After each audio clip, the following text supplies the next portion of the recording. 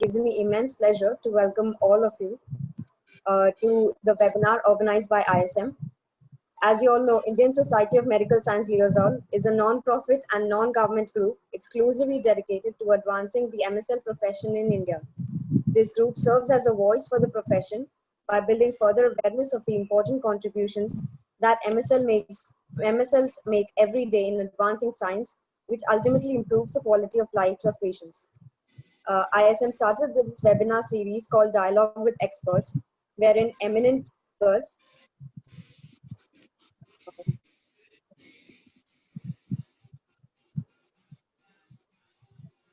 just a minute. I'm sorry. ISM started with its webinar series called Dialogue with Experts, wherein eminent industry professionals would share their knowledge and insights on a particular aspect of medical affairs. So today, to shed the light on field medical affairs and real-world evidence and its future prospects, we have Dr. Rahul Rathod with us today, and I'm honored to be introducing Dr. Rahul. So to give a brief introduction about Dr. Rahul. Dr. Rahul is a postgraduate medical professional with executive MBA degree. He has more than 16 years experience in pharmaceutical industry, both in India and multinational. His key areas of interest are big data analytics, real-world evidence, post-marketing clinical programs, medical affairs strategic planning, among various others. He has more than 20 clinical publications in both national and international peer-reviewed journals. Prior to joining Dr. Reddy's, he worked as a Senior Director Medical Affairs at Mitra Biotech Bangalore. Before that, he had increasing responsibilities at Bayer Organics as Head of Medical Affairs and Regional Medical Lead, Asia Pacific, and Global Medical Affairs Lead, based out of Beijing, China. We are thrilled to have such a distinguished guest with us. Welcome, sir. As panelists today, we have Dr. Vineet Saluju, who's working as an MSL at Novartis, and Ms. Nikita, who is an MSL at Zydus. So before we begin the session, just a few instructions. Kindly requesting all to mute your audio and turn off your video so that the speaker does not face any disturbances during the session. If you have any questions during the session or during the Q&A, which we would have after Sir's session, kindly put it in the chat box. And if you have any problem with viewing the slides, please reconnect again.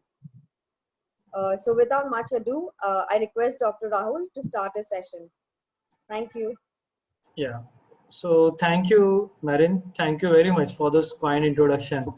And as you guys are thrilled, I'm also thrilled because maybe one of the area which is very interesting for me is a field-based medical affair. And when I started my career, you guys and some of the RMAs in a lot of field-based medical affairs nowadays do a lot of, I would say, forced field work.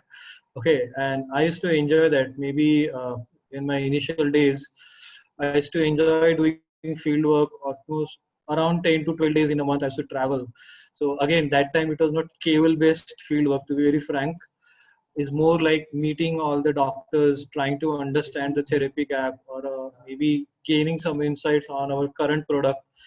So some of those which is done in a very structured and organized way today, maybe we were not used to do that. We learned on our own, and then that's where I find it is very interesting. I would say one of the most interesting part for me to continue in medical affair, just interacting with KOLs and the doctors and understand their problems, challenges they're facing.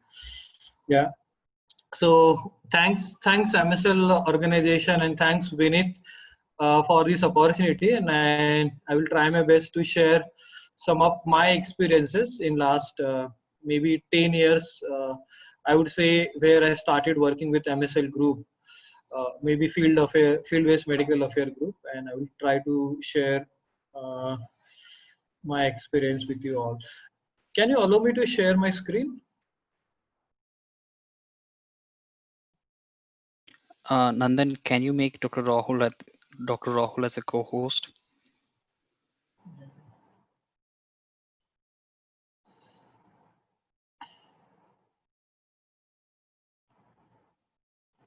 Nandan, are you there?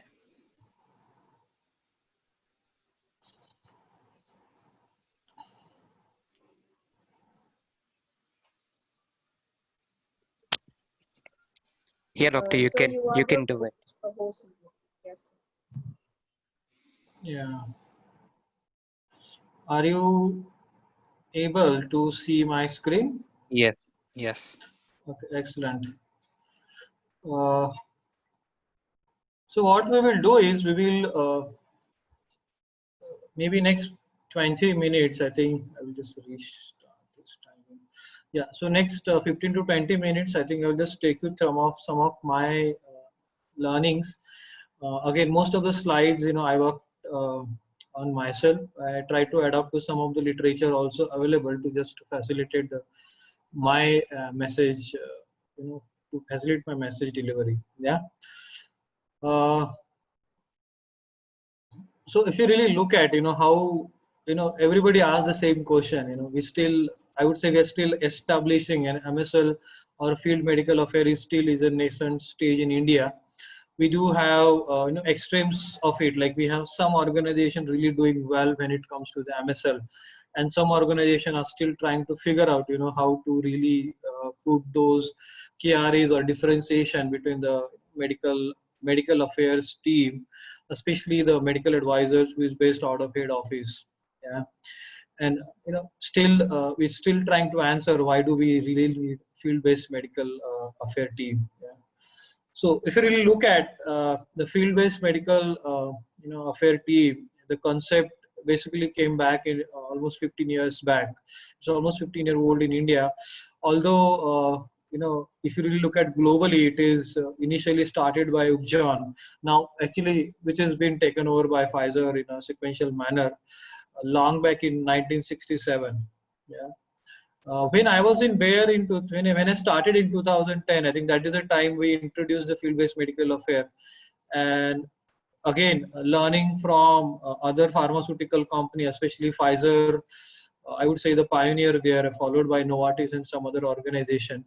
We did had like uh, you know plan to launch some of those global assets, in Bayer, primarily Xarelto, which is one of the product which we launched early in 2010, followed by a couple of other products in oncology and ophthalmology. So we really wanted to set up an entire MSL team, and that's where it all started in 2010-11. Yeah. Again, if you really go back, when the MSL concept, the field-based medical affair concept started in US, the retired medical professors were getting recruited, into the medical team, to really meet the doctors. And sometimes I think many of these retired medical professors used to meet their students and interact with them on different medical matters, including the interest in clinical research, and in general trying to answer the various medical information queries related to the company's product. Okay, which also also included a lot of discussion on off-label and as well as on a pipeline, company's R&D pipeline as well. So the thinking. And thinking that time was that such professors would be very well received by the doctors and the KOLs, and it would enhance the credibility of medical information, or maybe it will also help us to have more differentiated promotions compared to the other organization. So that is how the entire MSL or field-based medical team initially started shaping up in US and some of the Western countries. Now, if you really look at, when I say, uh, again, this is changing over a period of, I have seen this paradigm shift happening in medical affairs value, medical affair value, and surely the field medical affair has really significantly contributed to enhance those values. Because what we have seen is there is a complete science-driven shift toward the patient care, what we call it as an evidence-based medicine, and that's where medical affair has an opportunity to step out and shadow the commercial team in the business. Yeah. So this new paradigm change actually has to be tailor made and has to have a lot of matrices and see how it really fulfills or meets the objectives of the medical organization. So just to give you an example, like, this, as I show on my slide, the medical affairs has long avoided, the return on investment, as a, sorry for this, there will be a lot of bail, doorbell ring will happen because Halloween celebration is happening in my society. So please No problem. apologies No for that. problem. Yeah. No problem, doctor. Yeah. So, and I cannot say my son don't do that. Okay. So, so ROI, we avoided it because it's association with the revenues or a commercial, value. But however, as I see, I think we can together rework on this ROI framework and go away from the revenue, but really create lot of ROI by measuring the impact of our efforts on improving the patient outcomes. I think that is, and that is what I would say. And this can be through, routine conversation which we do in the doctor's clinic, in the doctor's chamber, that is more scientific exchange, or maybe gaining those medical insights, which are very, very important. I will share some of my examples how a medical insights become a very big commercial asset. HAOR is not that common in India because we have highly unorganized, I would say, reimbursement systems in India. We have different reimbursement system not covering more than 15% of the Indian population. Although, the current government has really came up with some of those, what do you call it, insurance schemes to support under poverty line population of India. And surely, I think, as we move towards universal health insurance and other of those programs over next decade or so, surely we will have more focus on HAOR in India as well. However, HAOR is basically what we call it as a cost-effective analysis of any new product or a therapy. How does it really benefit the patient, and how does it save the cost versus the benefit of that new medicine? Not very popular in India, but surely and as the time moves ahead, I would see a lot of value of the field medical affair into that domain as well. Real world evidence, I would say it is a lot of in essence infancy stage in India, not only India but also some major part of the world, and we are understanding the value of real world evidence. And COVID-19, this pandemic has really played a big role in that. Yeah. So what is the real world evidence? If you really want to give, simply just simple line, very simplified version of real world evidence, I would say it helps us to understand how a patient characteristics and behaviors affects the health outcomes. Very, very important. What we see here is that how does it really help? So it helps to predict the progression of the disease, or patient response to the therapy, or understand the risk of adverse event, or understand how the patient behaves, or maybe to identify the subset of a patient who really benefit maximally, maybe a magical benefit happening in some subgroup of the patient. Can we identify that? So real world evidence really help us to systematically analyze and identify those subgroups and play in those type of patient, or help the physician to identify those type of patient, or develop a new algorithm for that. So I think a lot of things, and it also helps to really understand some of those R&D insights as well from this real world practice, which will really improve the efficiency of R&D spends. It will also accelerate the time to market, and there are so many examples which we are seeing nowadays, and I think again, the current pandemic has really shown us the path how we can accelerate the time to market for various products, old product as well as new product, using the real world evidence. Yeah. So I just if you really look at this now, and as I said, like, this real world evidence is in more spotlight than ever before, after this COVID pandemic, and it has not only increased the awareness on value proposition of RWE, not only for healthcare providers, but also for regulators, payers, as well as the consumers or the patients who are using these medicines. I did, check, I keep on talking to some of my KOLs, and I really trying to understand what does real world evidence means to them. And I have seen those change in opinion in last 8 to 9 months, significant change. And some of those verbatims I have really tried to put it together, and there are so many of them. I just picked a few, and they're always the guiding light for me in my entire journey for last 12 to 14 years in pharma industry. That is the time I started tracking with them. So if you really look at clinical data, does not reflect what happens in real world, or maybe the what we get from real world evidence is more practical and pragmatic information. Yeah. Or it is like real. Some people did mention that real world evidence is like testing a new vehicle, not in the control environment bit, but maybe like testing it on actual Indian roads and evaluating its performances. Very, very important. However, what is important, and what is important to really understand what today is like, we lack training. We lack significant and good quality training on how to collect, analyze, and publish the real world evidence. How can I translate the real world data, which is available in my desk, in my computer, in my office, or in my hospital medical record medical record room? How can I really convert that into highly useful medical real world evidence? I think that is where currently either we lack training, significant amount of training, or we do really lack maybe the resources to really support those initiatives. And I would still say, like, it is in an essence.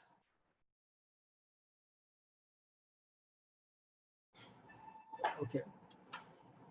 Sorry, I did see some message there. I hope everything is fine. So real world evidence tells us what kind of patient use a therapy X. If you really, I don't want to go in more detail, but just to give some clinical insights, it helps me to understand what kind of patient use therapy X among the different therapies available, or what is adherence rate to say therapy Y, or what proportion of patients switch from first line to second line therapy within a year, within 6 months, or why they shift, what is the cause for that? Is it an efficacy issue? Is it a safety issue? Is it a cost issue, which may get captured in some of those real world evidence online tools, which are currently being used by many physicians. Or in similar patient population, drug X lead to better outcomes than drug Y, at a population level. Do we have some of those? So that's a type of information which we get from real world evidence. If you really want to compare, I will not go in more details here, but simply, RCTs, as we all know, it's highly time consuming, cost consuming, is very narrow and restricted patient population which we use with extensive exclusion criteria. Although it is considered as a gold standard, because to get any drug approved, you need to do those type of studies. Yeah. Whereas in real world evidence is more how a medicine is being used in a real life. And we evaluate different patient impact of different patient characteristics and behavior, and its impact on the outcome of that particular patient. And when we consolidate together, what we get is more relevant to real clinical practice outcomes, and which is very, very, so they go hand in hand. I would say very complementary. And real world evidence is going to do lot more in coming time, as you will see in my next few slides. Huge opportunities in India, and you can really go through my slide, but huge opportunity because we see it is growing at, healthcare sector is growing at rapid pace due to its services, escalating expenditure by both private as well as public domain. And if you really look at the market, I think currently it was $100 billion US, and we anticipate it to go to, it's growing at almost like more than 20-25%. Yeah. Some of the challenges are there. There are some of the challenges, and I would say electronic medical records is not still very popular in India. Although the current, last 8 months to 12 months, I do see some of those practicing clinicians started adapting to it. because they try to avoid the contact and the touch with the patient and paper, pen and all. So they are trying to do a lot of those electronic consultation or teleconsultation. They are doing a lot of electronic data capturing of their patient coming to their OPD, either in person or using online consultation, and they are able to provide. So we are able to now capture this data. Now there are multiple challenges here. What's not only how this is captured. Some of those bigger hospitals or corporate hospitals do have their own electronic health records, EHR or EMR systems. But again, the hospital setting is little different than clinical setting, and we need the data capturing happening to at all the end. Another challenge is, I would say here, in the motivation or willingness of different, I would say. Different stakeholders, whether it is administrators from the bigger hospitals, or maybe the individual physician-owned hospitals, or maybe the smaller clinics, the willingness to contribute to aggregate these data. So we do not have a nationwide data aggregator. There are some players in India now. They're starting to do some data aggregation, but I would say it is in a very nascent stage. We have a long way to go to have those aggregation. When I say aggregation means, how can these data coming from all these hospitals can get collected, can get unified or simplified and get unified and get collected into one central repository, which is available to everyone, available to physicians, clinicians, regulators, available to the government policy makers, available to pharmaceutical companies, maybe at some value transaction, but that is very anonymized data following all those rules and regulations. That is, a privacy component is very, very important. If it is it made available, I think I think that will really change the way we are really practicing in India, because we do not have very organized or structured registries. We do not have very organized healthcare data systems like in Western world, because of the reimbursement systems there. They have very organized, I would say, the payer databases and all. So some areas where field teams can really work. One is electronic medical records. Second is the point. You look at the bullet point number 5, the motivation, willingness to contribute, and I think a significant role can be played by the field medical affair by working with all those KOLs and understanding and bringing those values of these EMR or EMR or RWE outcomes for the patient, improving the patient outcome. So that's an area where I think the field teams can play a significant role, and I would say not much work has been done. Okay, and that means it is an opportunity. There are challenges, and when I say challenges, means the other side of the challenges is an opportunity. And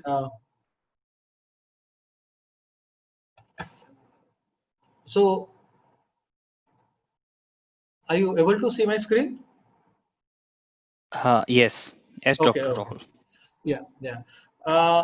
So some of those applications are there. I am just trying to show you some of those applications of the real world outcome. As you can see, maybe the quality improvement, like we can really, based on those learnings, we can create a new protocols or guidelines to using certain product or specific group of products or a therapy that works better. We can actually improve our protocols at hospital level, at a state level, or at a government health policy level, so that we have more economically driven protocols to manage our patient. Maybe if we can enhance the regulatory approval of some of the new products. And I would say there are some initial now regulators are open worldwide to may not be India is just the beginning, but I would see US, Europe, some of those highly regulated market has started accepting the real world evidence. So I can do a single arm study and have a comparative arm coming from the real world data. Okay, so that type of acceptance is happening. And some of the recent example, I would say maybe palbociclib, which is from Pfizer, got approval for male breast cancer based on the high quality RW evidence, which was submitted to US FDA. Sometimes I think we also get a lot of longitudinal information, especially for chronic diseases and all. Maybe the long-term safety and effectiveness, or many times I think we also get a lot of insights from it. Some insights which will help me to identify the new therapies, or maybe to identify the new indications where these products can be used And also you can apply the real world data to really identify and screen the different kinds of patient to facilitate the clinical research. Okay, that is also happening, in various parts of the world.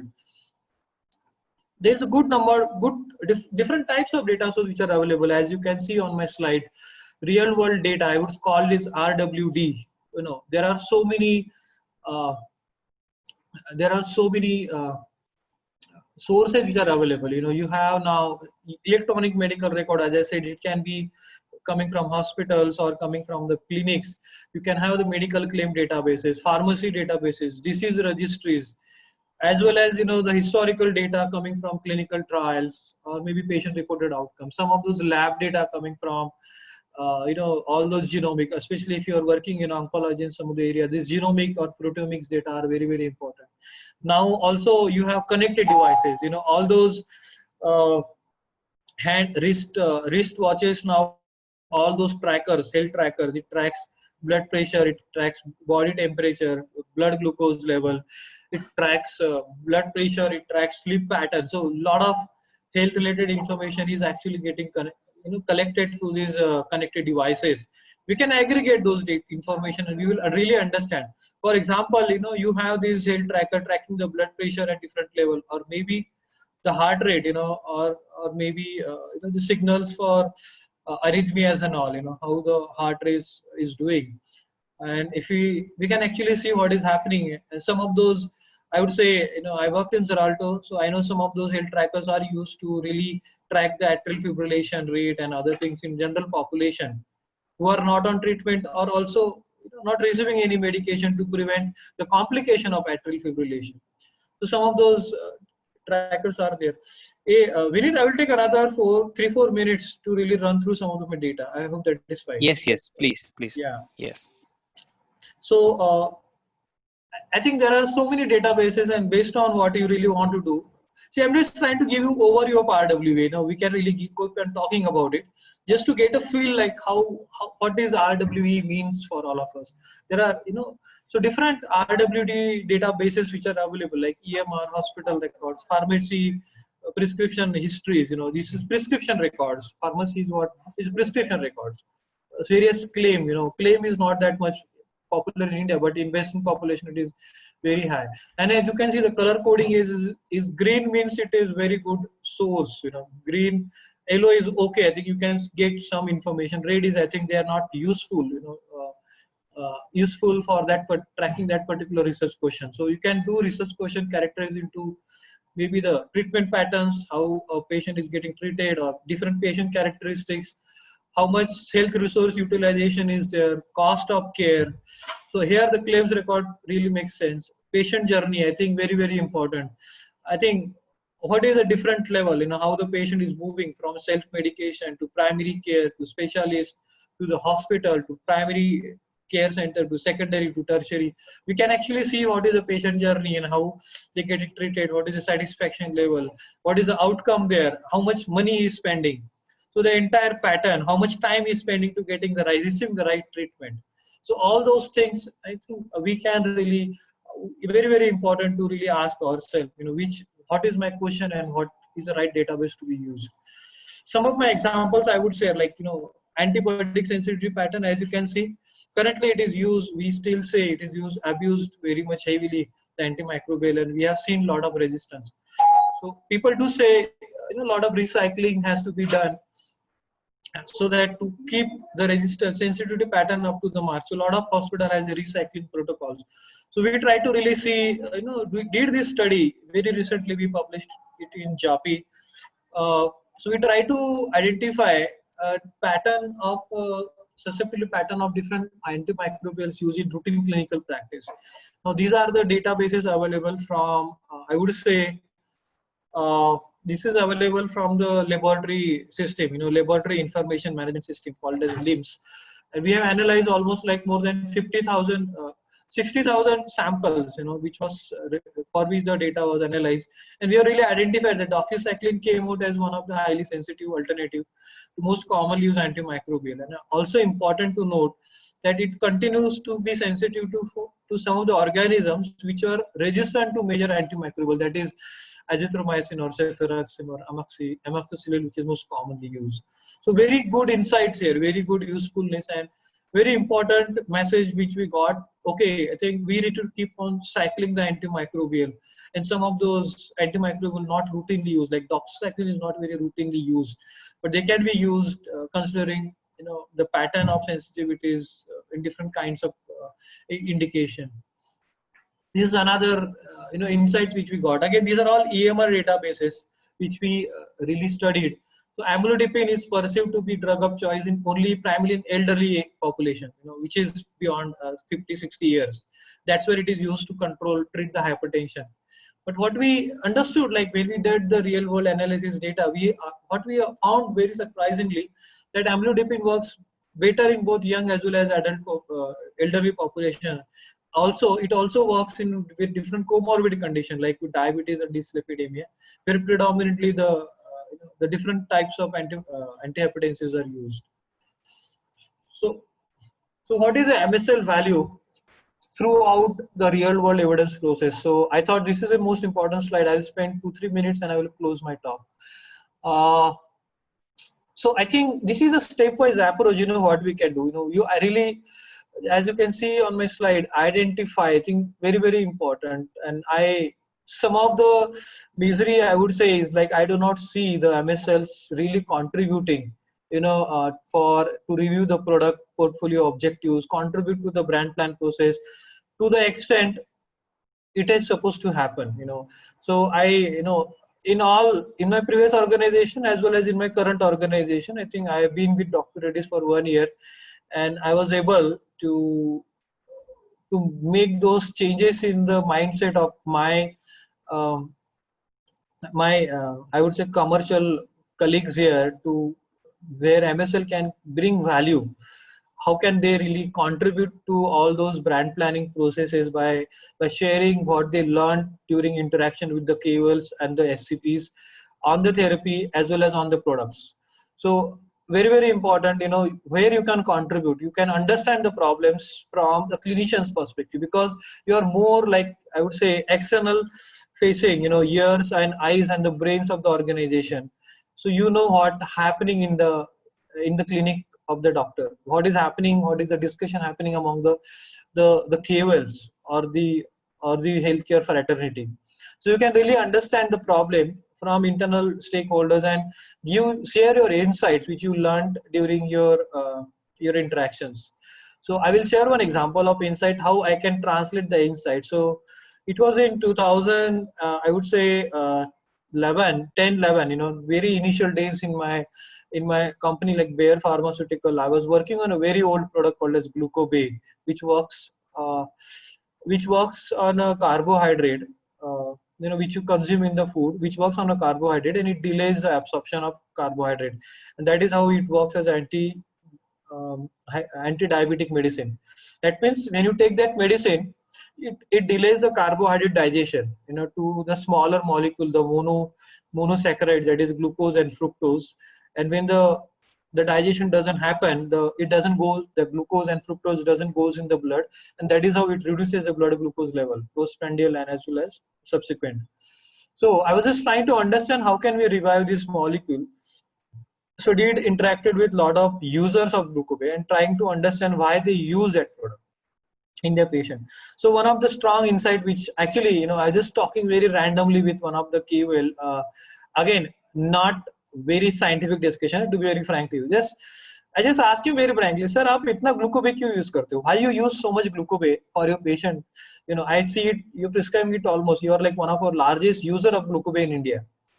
He said very simply to me, like, see, in my city or in my state where I see a lot of patient, we consume a lot of carbohydrate, and we do not cook separate food for them. The only difference here is, the diabetes patient don't consume simple sugar, but they continue to consume complex carbohydrate in the form of rice, chapatis, and all those, type of different kinds of food like starch food and all those things. So it was a very, it looks like a random pass-through comment, but please understand there is a value in it. That information actually helped me. That insight there was, the insight was, I think my perception is everybody consumes carbohydrate. Whether I tell them the diet and all, there is no separate food which is cooked for the diabetes person in the family. The same food is cooked. Only difference is the simple sugar is avoided by the diabetic person. And that is how the entire story started. And we created a message out of it for each and every diabetes. Please use acarbose or glucobay, either monotherapy or combination with different therapies. Again, that is a legal aspect. I think it was approved for combination with insulin and a lot of other oral anti-diabetics. So that's where we were able to make that statement. So that insight got into this strategy. So this is our strategy, that we really want to establish a concept for each and every diabetes patient. Glucobay should be prescribed unless it is contraindicated, and we are able to do that. We took the product from 20 crore in 2013 or 14. Now it is almost 60 crore brand, which is a 30-year-old molecule, and we are able to gain, make it 3 times than what it was. So that is what the insight. And I think, as a field team, we need to be vigilant about it. So sometimes we have our own thought process, and we say this is important, this is not important. So don't categorize that insights by self-classifying it as an important or not important. I recommend you all to please capture those insights as it is. Don't modify it, and then brainstorm on those insights in a very simplified format. How can you can do that among yourself, or with your marketing team, or within your medical affair team. Brainstorm and identify if there is strong insight which can actually change the entire strategy for that particular brand. You can also contribute. I think that is the example I thought let me share with you. So you can do assessment, do conduct situational analysis. So you can contribute by identifying the cable sites, and also contribute in planning process. You can collaborate with sites, different sites and the CROs, who is going to help you with the analysis and other part. During the process, I think you can actually support the sites, if there are any questions and queries, to expedite the process. You can also help them for data acquisition by properly training the site personnel. And most important, I think here, is, the major part you can also focus in interpretation and communication of this data. So the first 4 part falls into the pillar I called it generate. The second is interpret, and you can actually understand what is the impact of this data on the clinical practice and patient care. Sorry, I missed that. So you can do it through advisory boards, or maybe MDT, that is a medical discussion topic, or one-on-one discussion which you can do with your doctors. And last and most important piece, you can continue to contribute to communicate that the value of that particular information, which will enhance the patient care further. So that communication is very, very important. So this is another part where you can continuously contribute. And what I'm saying, I think you are doing that more on a proactive, reactive manner, but I think you should do that in a reactive manner, starting from identifying those needs by understanding what is the brand strategies or objectives. And don't hesitate. You can actually always talk to your manager or your medical affair partner and understand what is a brand plans or brand strategies, what is the objective, what is a medical affair objective, what is a product brand vision or brand objective. Understand those, understand what are the problems or challenges they are facing, and then try to pull out your insights and see if any of the insights can fulfill or addresses some of those challenges or the questions which the brand has. Yeah. And I think most important, I think actually in addition to this, I think before this value of RWE, I think it is important for field team to really bring in the value of RWE to improve patient outcomes. So you have to continuously keep on bombarding and working with your KOL. In addition to your scientific communication, I think you should also focus on trainings, planning CMEs on RWE, the value of it, how to be done, and all those things. You need to get supports from your field team, your HO team as well, to really create those modules and keep continuously training the small group doctors in the small groups, larger groups. Also bring in the value by sharing some of the success stories which help to improve the patient care or patient outcomes. Yeah. This is advanced, I don't want to go in, but I think we can still do a lot of advanced analytics here. you can use a lot of sophisticated data engineering approaches to build large databases, wherein we can do a lot of predictive models, or we can do a lot of machine learnings and all those things. But this advanced RW analytics, which a lot of people are working, and one of my interest area as well. Here we will ask not simply patient, like not simple question like what type of patient receives the treatment, but here we will see like what patient subsegment respond based to treatment X, or maybe what patient characteristics predicts the switch from X to Y, and all those more depth in answering this real life questions. So my last slide, I would say here, like there is a huge opportunities, for real world evidence generation, very huge opportunities. And I feel in addition to medical affair organization, I think MSL organization can play a pivotal role in bringing mindset change and evidence generation. Okay, in this, because we have long way to go here.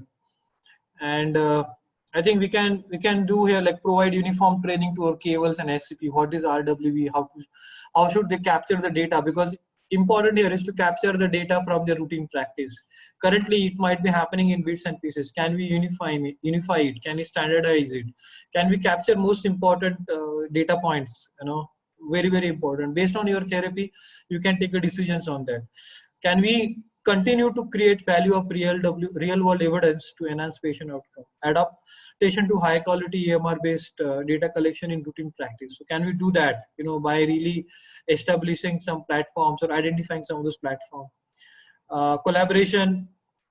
Can we bring on a lot of group of KOLs together? Can we help to make them collaborate? Can we actually bring the mindset change there, so that they ready to aggregate the data, so that we can have a bigger picture in mind, just not just staying away ego, ye mera data hai, all those egos, if you can help them to put across, let them come together and do the more big data analysis. And another important aspect, can we facilitate the publication and dissemination of value of this RWE? I think these are all areas, and that list never ends there. But I think these are the top of my mind, I think, where I feel we can contribute significantly.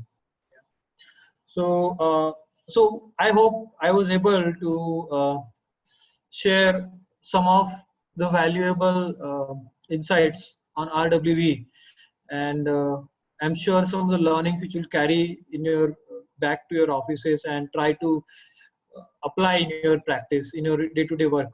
Yeah. So thank you very much. And very sorry to take a little extra time, but I thought some of the places I really thought of sharing some of my views, and that's where I took a little more time, but I hope that is fine. I completely understand that. That's so valuable and very important to share, and it's a great actually listening to you. Marin, over to you. Yeah. Thank you so much, Dr. Rahul. You managed to bite-size a huge mountain of topics such as RW into a smaller mind topic. But having said that, it was your session was very well understood by all. I certainly hope so. There have been many questions popping in our chat box. I think the audience is eager to ask you and hear your answers. So over to you, Vineet and Nikita. Yeah, thanks, Marin.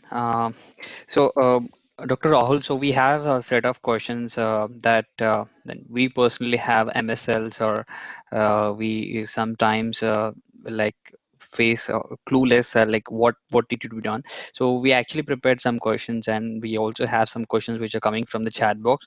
So my first question to you is, or the real world evidence data processes taken up actually by the pharma companies in India, or when do you think it will actually come up in the picture? Sorry, repeat. Sorry, I couldn't. Real world evidence, actually the process is taken up proactively by pharma companies in India, or when do you actually they think it will come up in the picture of the product life cycle? So there are two aspects. Let me tell you, as I said, the real world data is not highly organized in India. Okay, that's a big challenge. But as I said, like at present, I'm working with few service providers who were able to organize this data in much more structured way. So they are able to, aggregate, get those real world databases from different stakeholders, different hospitals and different clinics, different laboratories. They're able to unify, aggregate it. So I would see, I think real world value of real world evidence is evolving. And as I share some of the KOL interactions which I had on this topic, it is evolving and people are really understanding the value of it. And the COVID-19 pandemic has really boosted that value of RWE. And we have seen so many examples where the real world data is analyzed, and we really seen how some of those therapies has really evolved over last 10 to 12 months to enhance how we manage the COVID-19 patients. We are learning every day. Okay, and there are many, I would say, many online registries is created, which is directly going to the patients as well as to the physicians. They can self-declare and update their data in the system. So a lot of value is there. So I would say it is coming up very strongly.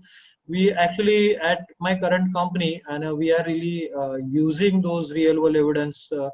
Maybe around 20 to 25% of our publication is coming from RWE. Okay, and we are internally also, we are also trying to understand how best we can use this data. See, we just don't want to look at our molecule window, to be very frank. We need to look at more a window, patient-centric window. When we start looking at this RWD from patient outcome angle, I think we will be creating much more useful information than just looking at a molecule angle.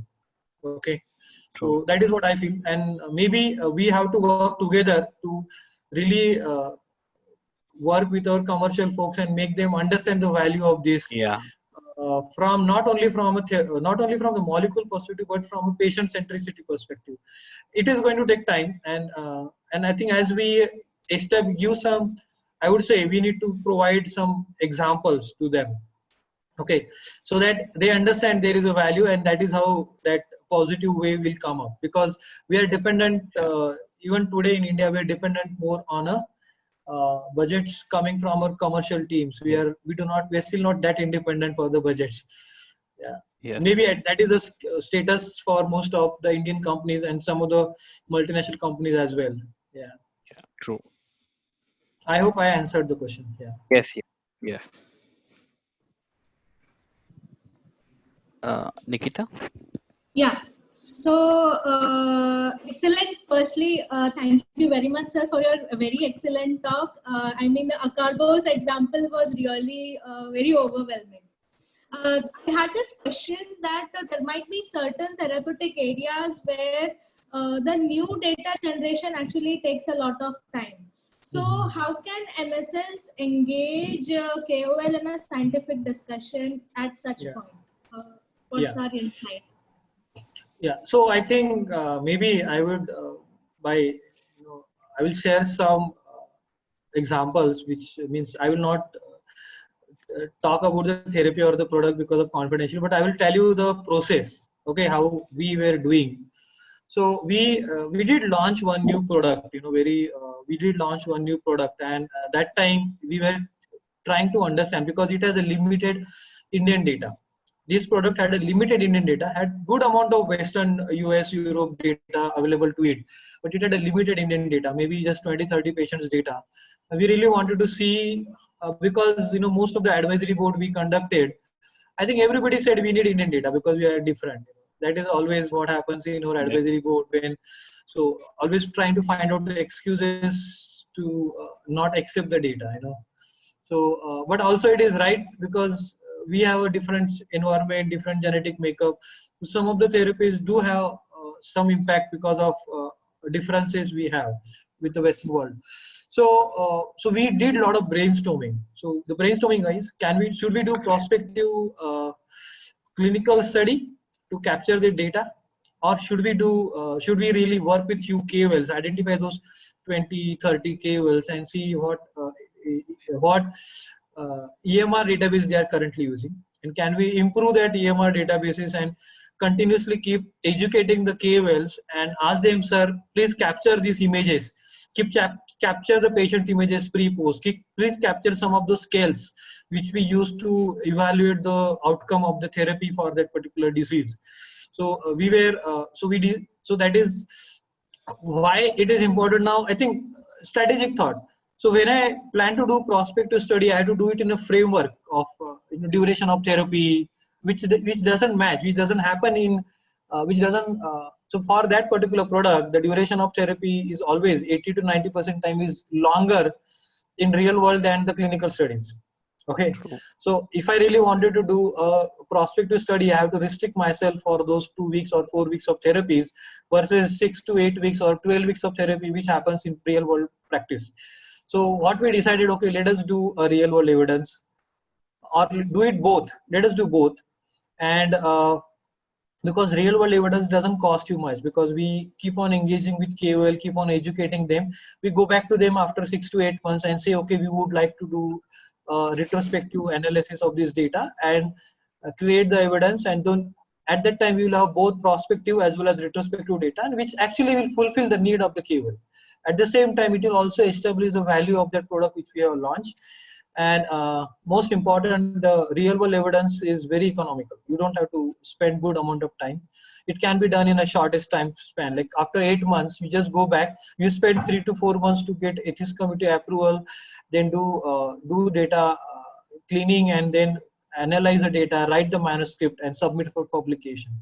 So it can happen in 3 to 4 months time frame if you're really on the top of it. Yeah. Yeah. Sorry, I know I keep on giving a lot of lengthy answers, but please No, stop no it. problem. Yeah. Yes. Yeah. Now my next question is actually the biggest challenge that everybody is facing in industry, especially from up industry, is actually getting back the patient to hospital.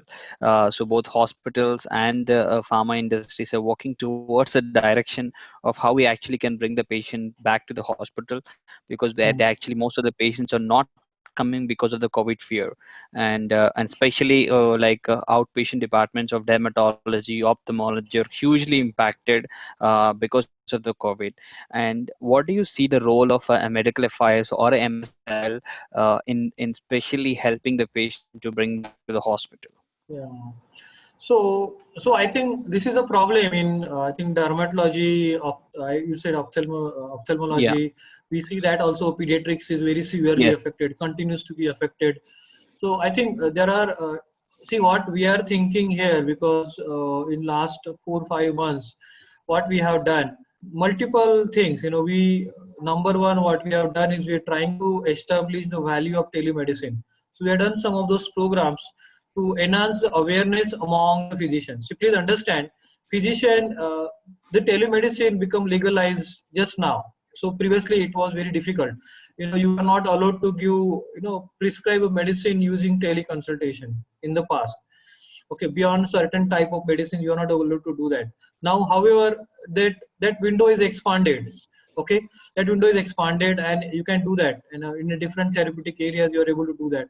So it is very, very important to keep educating the physicians on what is do's and don'ts, legal aspect around what is telemedicine, how it can be done, how they can safeguard themselves, how they can safeguard their patient as well, the privacy and other part of it, because these are all cyber attack and all those challenges are continues to be there. So how they can protect themselves from some of those litigations or challenges which they may face. How do they charge the patient? Because previously it was like, WhatsApp pay, patient will tell something and doctor will prescribe that medicine. There is no transaction happening. However, today, the doctor will not respond on WhatsApp, because if he respond, it has to be a transaction. So value transfer has to happen before physician respond to that, because the telemedicine era is there. So how they will able to bring those mindset change at patient's level as well, very, very important. So very, very important that physician has to take those stands and understand that my opinion, when I'm sharing, there has to be premium attached to it, because I need to get paid for that. That is one part of it. So one facet is how I can keep on educating my SCPs, and I think the field team can play a significant role here, because we can do all those small meetings, small group meetings in the various cities and the towns, multiple meetings, identify those key personnel there who is doing the telemedicine practice, because you will always have a few people who are high adapters, and they will do all those research there, understand the legal aspect, understand the commercial aspect, and start using it. So you can identify those doctors, make them a speaker, and help help him to share his knowledge, wisdom with all the small set of group of doctors. So that is the one way I think we can do. Second, I think what is important here is also we need to also connect with the patient. Yeah. Tell the patient, how this teleconsultancy will help, because how, even a physical, non-physical connect will also help. You can go and visit your doctor maybe when you are having a serious problem, serious issues, or maybe for the first time. However, for the follow-up, you can actually do teleconsultation. It will save a lot of time and value for you. Time, value, waiting, exposing to the various hospital environment or the healthcare environment to yourself or your patient. So we can do a lot of those educational activities into the Facebook and some of those social media channels, where maybe the Lions Club now, since we are able to do some physical meetings, we can also do through Lions Club and some of those platforms where we can connect with the patient groups or the consumers and all.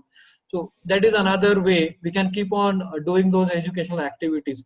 Now, it is a fine line here, so you need to plan out. Again, I said lot of things can be done, but always remember what is my end objectives. Keep that end objective in the mind, and accordingly strategize your tactical plans around those. So that you are able to achieve it well. Yeah, I hope I was able to give some perspective of my what we are doing or what we have, our thought processes are. Yes. I had this another question regarding data collections. Sir, you have mentioned that there are many registries and all available. I have seen many of the practitioners having, this initiative in collaboration with hospital registry and stuff like that. But is Indian government per se having any role in data collection? So some of those registry initiatives are done by ICMRs and some of those governmental bodies. Like now we just take a classic example. Now ICMR is doing for COVID registry. So we have all those databases, all the patients who, again, I would not say registry, but at least there are set of information which is passed on to the ICMR. Okay, these many tests are done, these many are positive, these many are negative, these many are inconclusive. So similar type of programs has been run at a government level as well, either directly or in collaboration with some of those major institutes like AIIMS and all those premier institutes. However, you also have, I think, but again, the extent to which it is happening is not very high. The type of organization which are involved here is more of a government level organizations who are involved, not so there is no major private public partnership happening. And I think as a pharmaceutical organization, I think as a pharma, I think healthcare sector, I think we can also contribute there. Unfortunately, willingness from the commercial team is not that high, because they don't see value for their product, because we are talking here at a disease registry level and they do not see the value. Okay, but I think I realize we have a lot of EMR databases, as you rightly said, Nikita, a lot of EMR databases available, and we can actually collaborate, aggregate, and in which we need to spend less amount of time, less amount of money. We can collect those data and aggregate the data together and bring out those information. One of the example I would say is done by the doctors initiatives, a group of doctors in oncology. Dr. Govind Babu is one which I shared, and it's Dr. from Chennai, so I'm not able to recollect his name. I think they have done an aggregation of more than 5 lakh patients' data. They collaborated with different corporate hospitals. The data is collected for last 20 years, how the patient was treated and all. I think they are analyzing those data. I think over a period of time, I think they will analyze that, publish that, and actually it will also enhance how the patient is getting managed. Different cancer patients get managed in India. But we have to do a lot of work here to create a lot of awareness and educations on value of these registries, or maybe value of these, I would say, the registry data, which we can pull out from the EMR as well. See, the EMR can also work like a registry in a more retrospective way. Yes. Okay.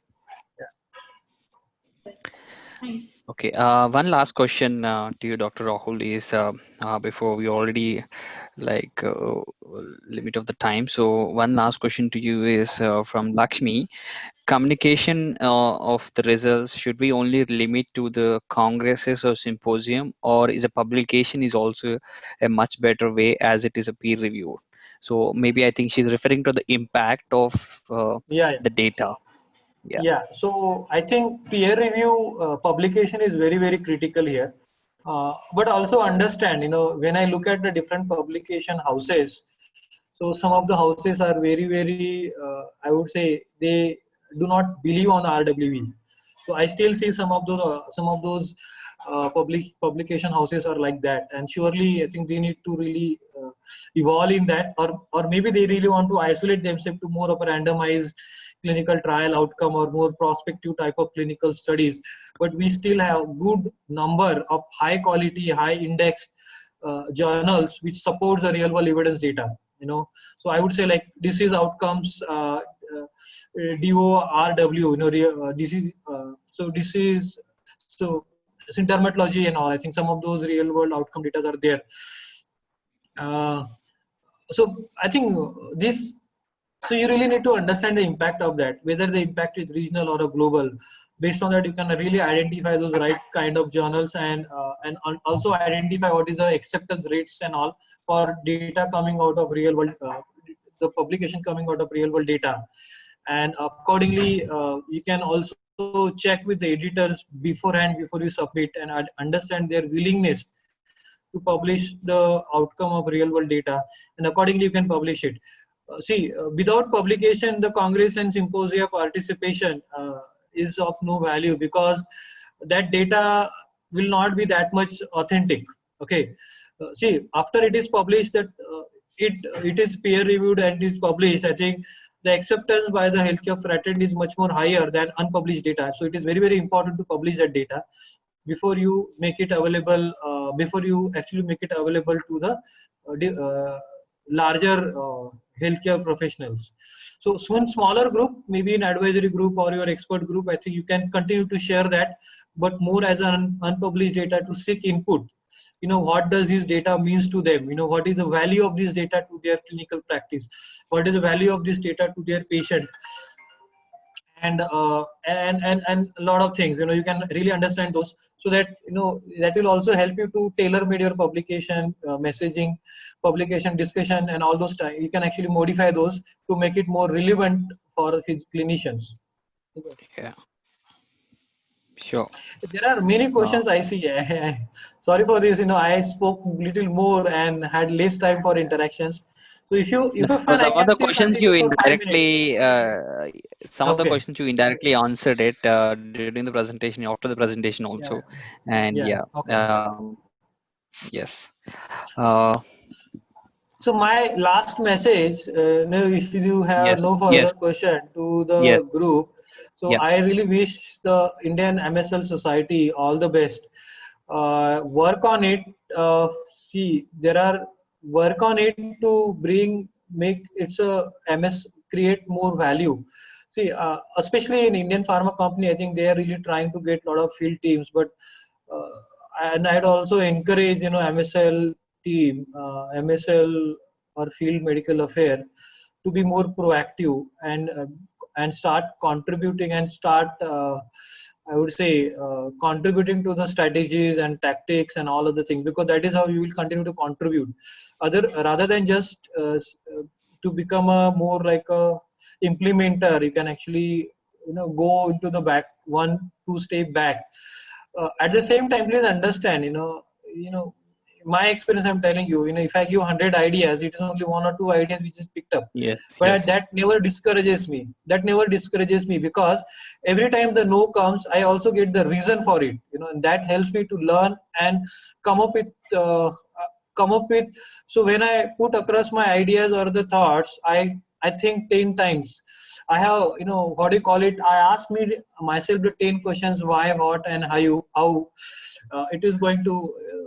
So you can actually look at that YouTube why, what, and how model into YouTube. Simon, talks about it for the Apple, Apple products. You can always ask that for yourself as well, and keep on challenging yourself in that way, so that you can keep on refining, fine-tuning your own plans or ideas or strategies, so that one day it will get accepted, and once it becomes an success, your confidence will increase, and you will be able to establish more value of MSL beyond just knowledge sharing with the KOL. Yeah. Wow, that's actually a very, very strong message that you close with. Yeah. I think it's very, very important that we should establish the value. Then actually, I think we can have a chance to partner with them. So I Yeah. think that's a very positive note. Thank you so much for the great lecture, and over to Dr. Robin for the vote of thanks. Yeah. Yeah. Thank you. Thank you. Am I audible? Yes, Yes, yes, Robin. Robin. Yeah. So I, Dr. Robin Rajan, on behalf of Indian Society of Medical Science Liaison and the entire ISM board members, let me call it a fraternity of medical affairs here together. A very hearty vote of thanks to Dr. Rahul Rathod, Cluster Medical Head Dr. Reddy Laboratories, for agreeing it today, even though it is Halloween there, and sharing your gracious knowledge and giving us an excellent presentation on real world evidence and real world data. Thank you so much, sir. Now, I thank all the delegates joining during the difficult time, and we really appreciate your enthusiasm to learn and gain knowledge. Yeah. With this, we are signing off, and please do follow our LinkedIn page and our website for the latest webinar updates and offerings. Thank you so much. Take care and have a great weekend. So thank you everyone and all the best. Yeah. Thank you. Thank you, Dr. Rahul. Bye bye. Thank you. Bye, everyone.